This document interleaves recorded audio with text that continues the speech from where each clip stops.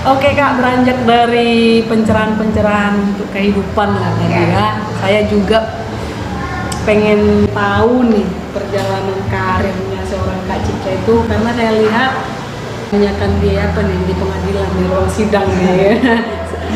Sekarang ya. Karena sepengetahuan saya dari sumber-sumber terpercaya nih, ngambil pengacaranya ini sudah menikah. Benar.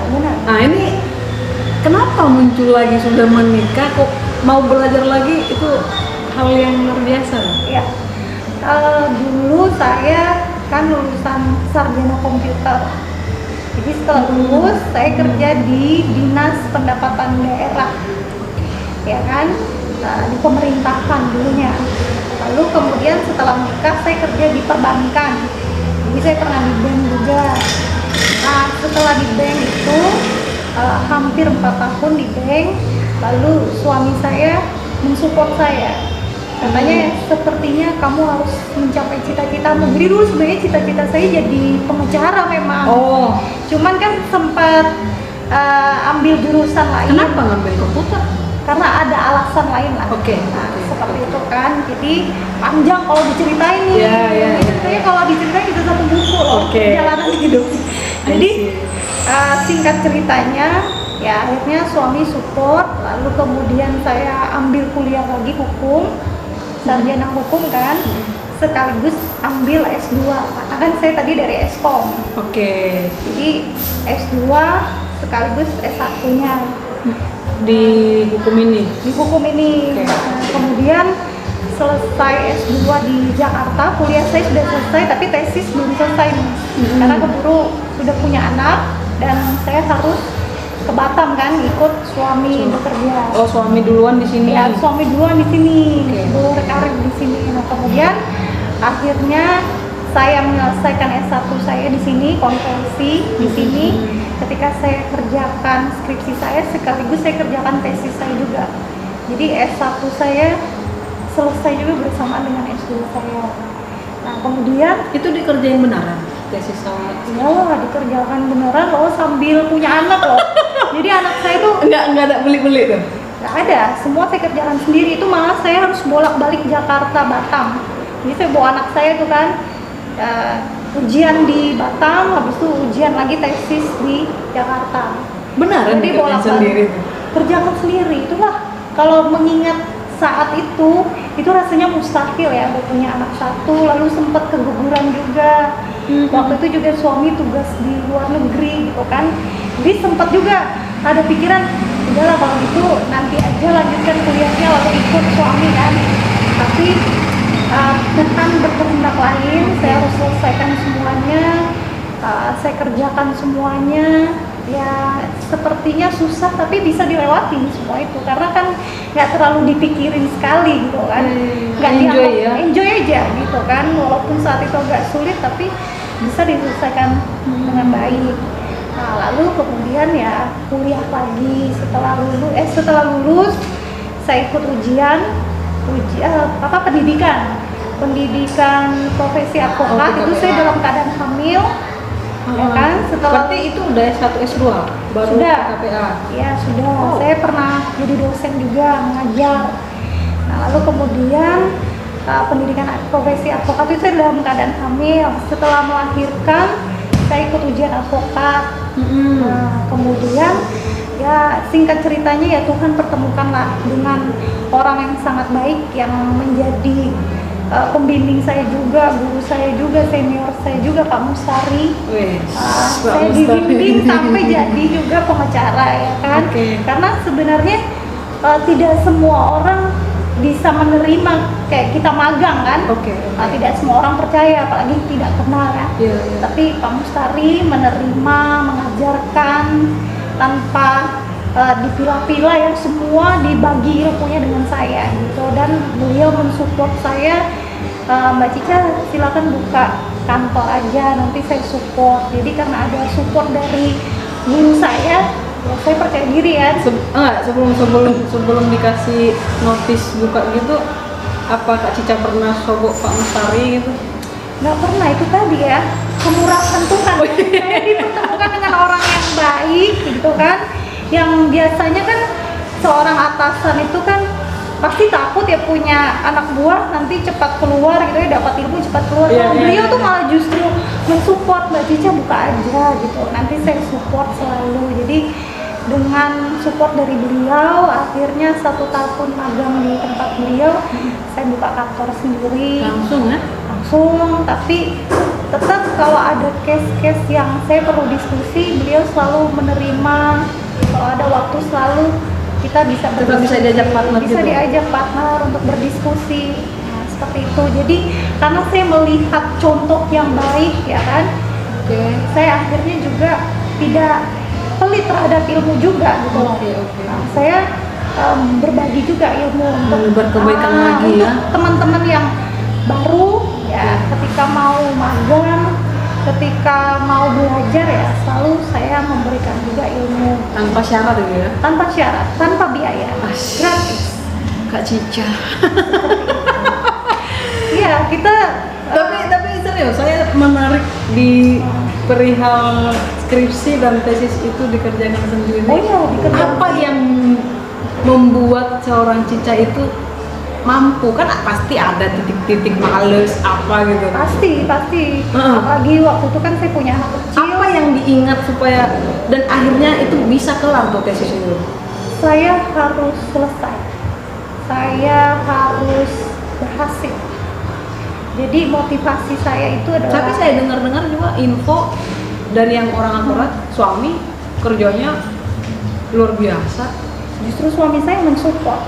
Artinya kan enggak kerja pun nantinya istri ini tidur pun di rumah, duit kayaknya jalan terus dari suami gitu loh. Yang kita cari kan bukan uang, bagaimana hidup kita bisa berkarya dan bermanfaat dan jadi berkat buat orang lain. Poinnya di sini. Ya, bagaimana bisa jadi berkat buat orang lain kalau kita sementara cuma di rumah, cuma menyenangkan diri kita sendiri, ya kan? Bagaimana orang bisa melihat Tuhan itu berkarya dan bekerja dalam hidup kita kalau kita tidak melakukan buat banyak orang gitu. Iya. Kalau kita hanya shopping gitu kan, itu sebenarnya nggak salah juga gitu. Atau kita tiduran di rumah, bagaimana orang bisa melihat karya Tuhan itu di dalam hidup kita? Kan kita harus keluar, harus menyatakan sesuatu karya yang kita buat bahwa itu bukan karena saya loh, tapi karena Tuhan yang bekerja di dalam saya. Sebenarnya hal yang negatif itu bisa jadi positif juga, tergantung bagaimana respon kita sih. Justru kita belajar. Benar. Justru kita belajar gitu loh. Kalau sesuatu itu positif menjadi positif itu biasa ya. Tetapi bagaimana negatif menjadi positif itu luar biasa. Bukan karena kita, tapi karena Tuhan yang bekerja di dalam kita. Sebenarnya bagaimana kita membuka diri sih. Kalau kita nggak membuka diri Tuhan berkarya, bagaimana Tuhan bisa berkarya secara dahsyat dalam hidup kita. Jadi kuncinya kita harus membuka diri supaya Tuhan berkarya. Iya. Dan saya sepakat dengan harus benah diri dulu ya, baru Tuhan percayakan ya. Benar. Karena semua janjinya untuk anak-anak Tuhan itu sama. Cuman waktunya yang berbeda kan. Iya kan? Keren banget. Ya. Ini serius. Saya kok jadi ngefans gitu ya sama kakak.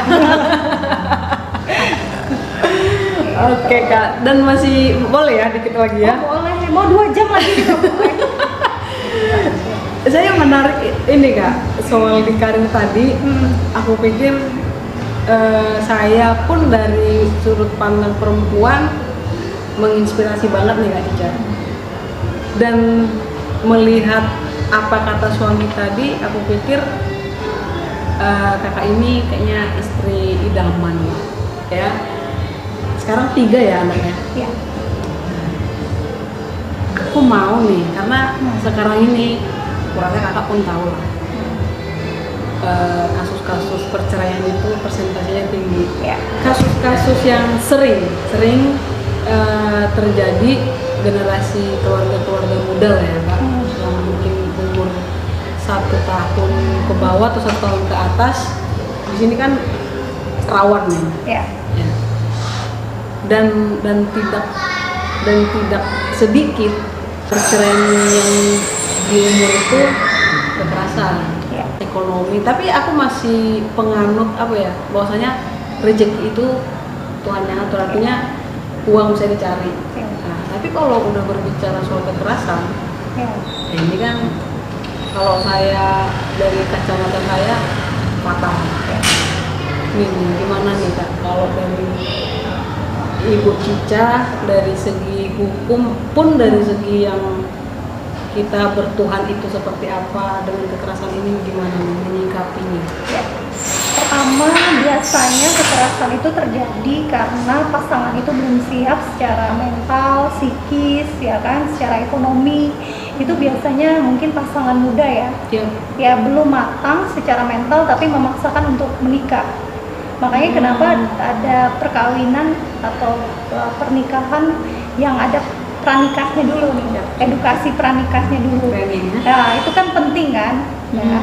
Jadi ketika kita tidak dewasa menghadapi satu pernikahan, nanti akhirnya jadi percocokan, pertengkaran yang berujung kepada itu tadi KDRT. KDRT ini kan bukan hanya perempuan saja menjadi korban KDRT, laki-laki juga bisa jadi korban KDRT kan, tapi memang korban lebih banyak perempuan. Nah, yang poin pertama adalah jangan menikah terlalu muda.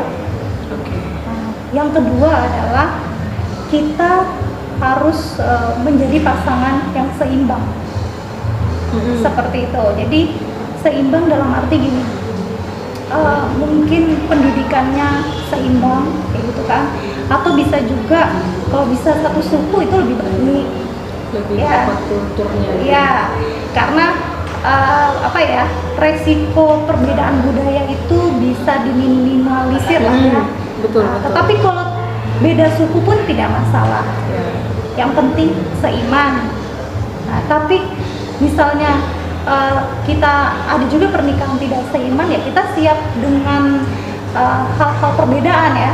Oke. Karena seiman pun saja bisa saja ada perbedaan karakter, Betul. perbedaan latar belakang keluarga, budaya, ya kan. Seminimalisir lah kita mengurangi perbedaan-perbedaan yang ada. Tetapi kalau perbedaan itu besar, artinya kita harus memperbesar kapasitas kita untuk menerima pasangan kita. Nah, jadi latar belakangnya karena tadi misalnya menikah terlalu muda, kemudian ekonomi, lalu kemudian pahami pasangan kita.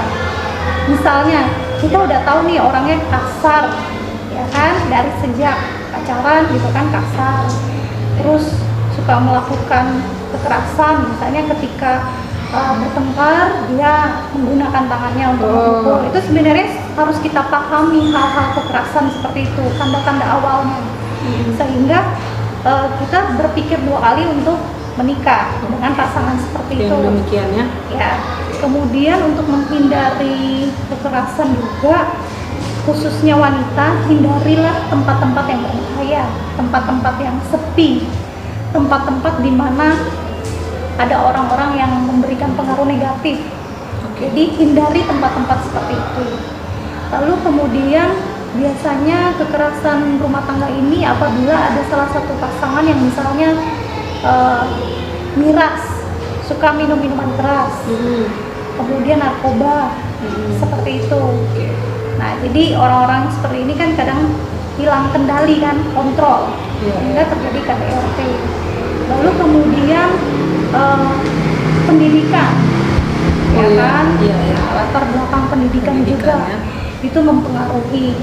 Nah, tadi kembali yang ketidakseimbangan tadi, itu bisa juga menjadi pemicu, tetapi bisa juga tergantung dari masing-masing orang ya, bisa juga memperkuat hubungan karena perbedaan pendidikan, saling menerima, saling mensupport.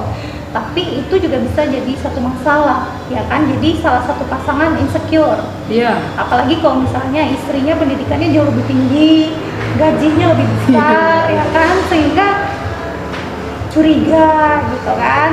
Nah, kan atau misalnya marah, dikit istri menegur dipikir merendahkan, padahal kan hanya menegur, gitu. Jadi insecure gitu. Apa-apa kayaknya langsung sentimen gitu ya. Jadi pemicunya itu banyak ya, tergantung ada dari ekonomi tadi, sosial, budaya, latar belakang pendidikan, itu bisa. bisa menjadi pemicu. Nah, terus bagaimana supaya tidak terjadi kekerasan? Itu tadi, yang pertama kita harus pahami dulu kekerasan awal itu seperti apa sehingga kita bisa menghindar, ya kan? Lalu kemudian kita harus menjadi pribadi yang tangguh, ya, pribadi yang mandiri, ya kan? Nah, sehingga kita tidak bergantung kepada orang lain ya, atau pasangan, sehingga kita juga dihargai, dihormati. Tapi kalau kita orang yang terlalu dikit-dikit tergantung seperti itu, orang jadinya meremehkan kita kan. Nah, jadi jadilah pribadi yang tangguh supaya kita tidak gampang diremehkan, sehingga orang juga segan kan untuk melakukan kekerasan terhadap kita. Seperti itu. Ini banyak poin-poin nih, cukup detail dan saya yakin teman-teman KDK Lovers banyak referensi dari sini. Kalau anak ini lengkap banget sih gitu loh. Ibu rumah tangga oke. Istri oke.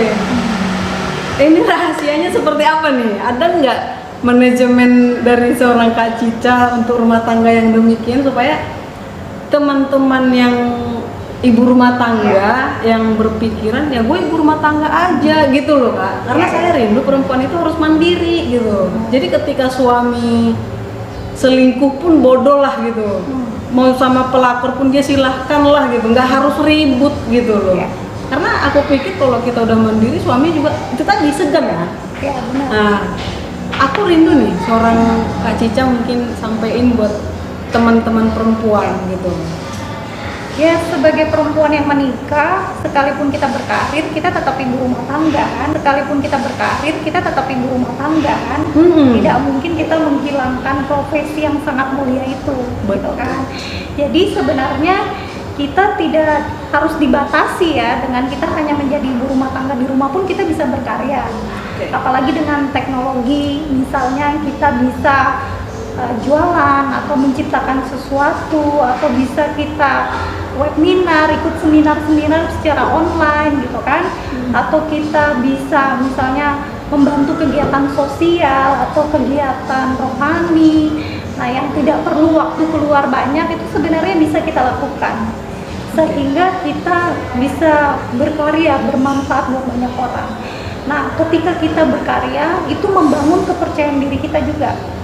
Ya kan, otomatis membangun kepercayaan diri kita juga, lalu kemudian akhirnya kita bisa dihargai juga. Ya kan, jadi tetaplah berkarya sekalipun jadi ibu rumah tangga. Seperti itu. Jadi selalu ingat bahwa kita harus menjadi yang terbaik dulu untuk keluarga kita. Pasti kita bisa juga menjadi yang terbaik buat orang di luar sana. Seperti itu ya. Oke Kak, ini sebelum close saya mau ada statement soal kesetaraan gender nih Kak. Oke. Karena kita tahu tadi udah terjawab dari ibu rumah tangga, dan saya rindu juga buat teman-teman yang mungkin masih dalam ketimpangan ya. Ada nih Kak, ada sedikit saya case di media sosial ketika teman saya wisuda nih S2-nya, tahu nggak yang komen yang julid itu malah perempuan loh. Nah, saya sendiri melihatnya ya apresiasi banget loh.